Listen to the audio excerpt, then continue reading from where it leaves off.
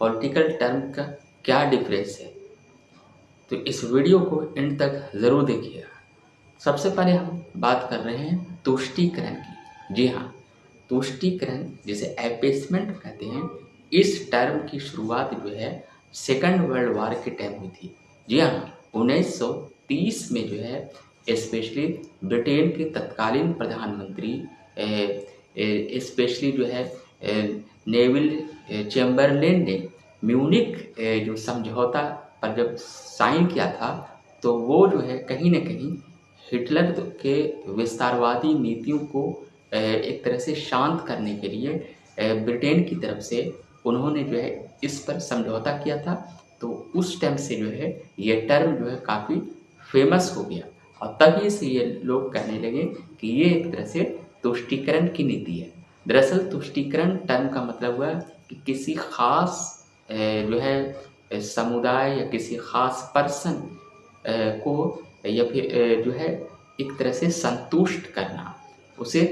खुश करना, उसे संतुष्ट करना, उनकी मांगों को मानना, ये तमाम ऐसे रेफरेंस टर्म हैं जो तुष्टीकरण के तौर पर आते हैं। तो कहीं न कहीं जो है म्यूनिख समझौता के बाद यानी 1930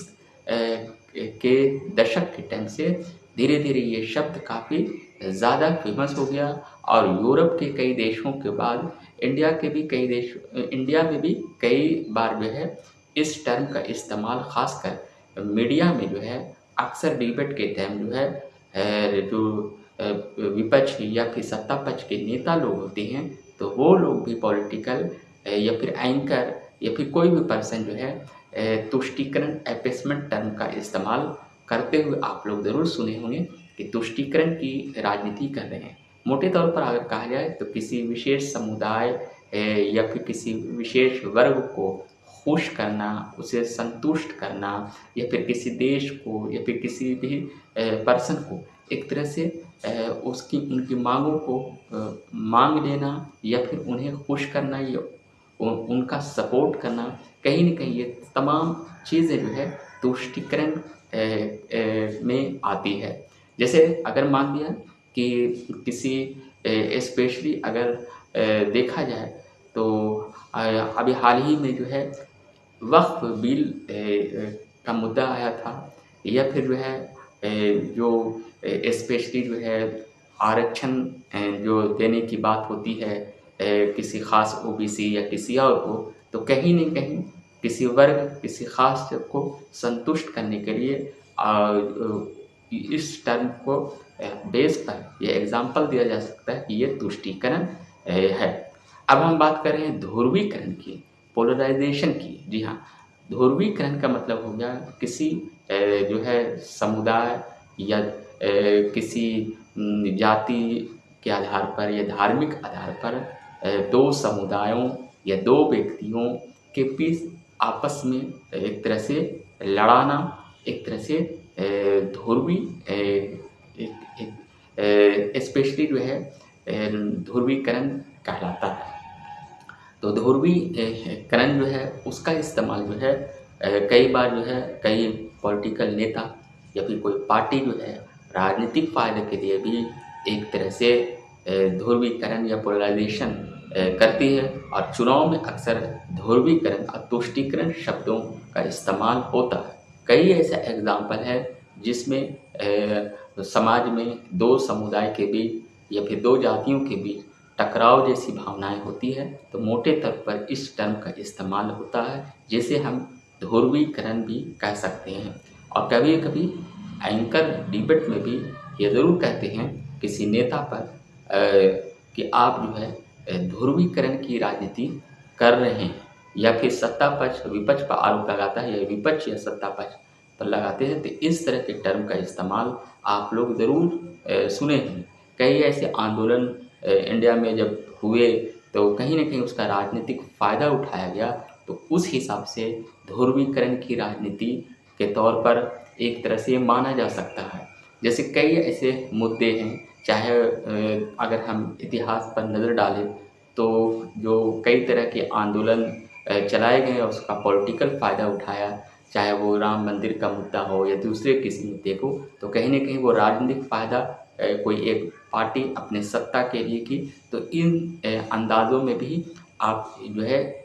इस टर्म को जो है एक तरह से ध्रुवीकरण कह सकते हैं, और इसका यूज़ जो है एग्जाम्पल के तौर पर इस तरह किया जा सकता है। तो अब आप लोग समझ गए होंगे कि ध्रुवीकरण जैसे पोलराइजेशन कहते हैं, और तुष्टीकरण एपेसमेंट में क्या खास अंतर है। जहाँ तक ध्रुवीकरण की बात है, पोलराइजेशन की बात है, ये टर्म न सिर्फ सामाजिक राजनीतिक बल्कि भौतिक विज्ञान के तौर पर भी इसका इस्तेमाल होता है। जी हाँ, और भौतिक विज्ञान में भी, जैसे प्रकाश संश्लेषण के दौर के टाइम जब स्पेशली अगर देखें तो विद्युत चुंबकीय जो तरंगे होते हैं वो जो है एक ही दिशा में जो है ध्रुवीकरण जो है करती है। और जब सन ग्लास का इस्तेमाल किया जाता है तो कहीं ना कहीं जो है उस पोलराइजेशन यानी कि ध्रुवीकरण का एक एग्जाम्पल है, जो उस जो है ज़्यादा प्रकाश को एक तरह से उसको कम करने के लिए जो है ध्रुवीकरण का इस्तेमाल होता है। तो कहने का मतलब ये ध्रुवीकरण जो शब्द है भौतिक विज्ञान, राजनीतिक और सामाजिक हर कई क्षेत्रों में इसका इस्तेमाल होता है। और अगर हम पॉलिटिकल सिनारियो से अगर हम देखें तो तुष्टीकरण जो एपेसमेंट, जिसका हमने बताया कि 1938 में म्यूनिख समझौते के टाइम ब्रिटेन के तत्कालीन प्रधानमंत्री नेविन चैम्बरलेन ने जब हिटलर की विस्तारवादी नीतियों को कम करने या हिटलर को एक तरह से खुश करने के लिए जब सिग्नेचर किए थे, तो उसी टाइम से अंतर्राष्ट्रीय स्तर पर जो है इस टर्म का प्रचार काफ़ी ज़्यादा होने लगा, और तब से जो पॉलिटिकल हिसाब से स्पेशली जो है एपेसमेंट शब्दों का इस्तेमाल होता है। तो मोटे तौर पर हम कह सकते हैं कि तुष्टीकरण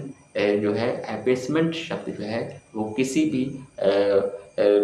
समुदाय, किसी व्यक्ति, किसी देश या किसी नेता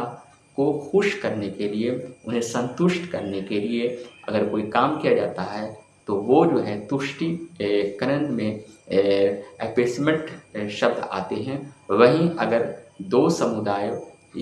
या दो जातियों, किसी भी दो लोगों के बीच आपस में टकराव के लिए जो राजनीति की जाती है उसमें जो है खासकर जो है स्पेशली ध्रुवीकरण शब्दों का इस्तेमाल होता है। तो अब आप लोग समझ गए होंगे कि तुष्टीकरण एपेसमेंट और पोलराइजेशन ध्रुवीकरण का पॉलिटिकल में हिसाब से जो इस्तेमाल होता है, इन दोनों टर्मों का क्या डिफरेंस है, क्या अंतर है। शुक्रिया।